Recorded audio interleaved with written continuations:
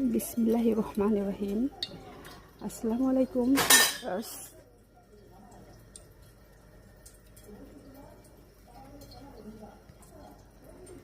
বিসমিল্লাহির রহমানির রহিম। আসসালামু আলাইকুম সম্মানিত ভিউয়ার্স, আজকে আমি আপনাদেরকে একটা অসাধারণ শাক রান্নার রেসিপি উপহার দেব। অসাধারণ যে বলেছি, আপনারা আমার পুরো ভিডিওটা পুরোটাই দেখবেন, তাহলে বুঝতে পারবেন অবশ্যই এটা অসাধারণ রান্না। আমি আজকে নারকেল চিংড়ি দিয়ে শাক ফ্রাই করে দেখাবো। প্রথমে আমি শাক দিয়ে নিলাম, পেঁয়াজ দিয়ে নিলাম, তারপর আমি কাঁচামরিচ দিয়ে রেখেছি, দিয়ে দেবো লবণ, হলুদ,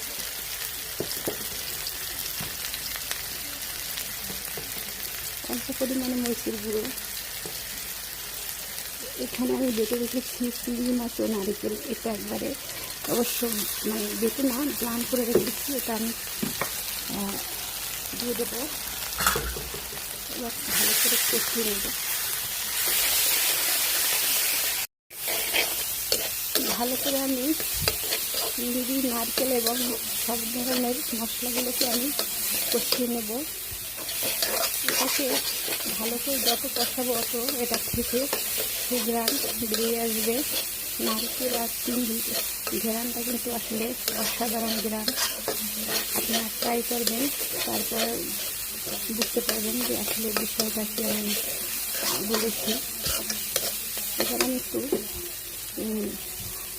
ব্লেন্ডার জারটাকে দিয়ে দিলাম, আর পানিটা ওটাকে চিংড়ি একটু খেতে হয়ে যায়। সেজন্য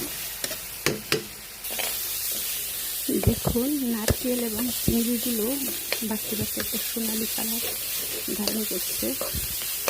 এভাবে ভাজা শেষ। এবার আমি আমার কেটে রাখা হেঁচি শাকগুলি আমি দিয়ে দেবো।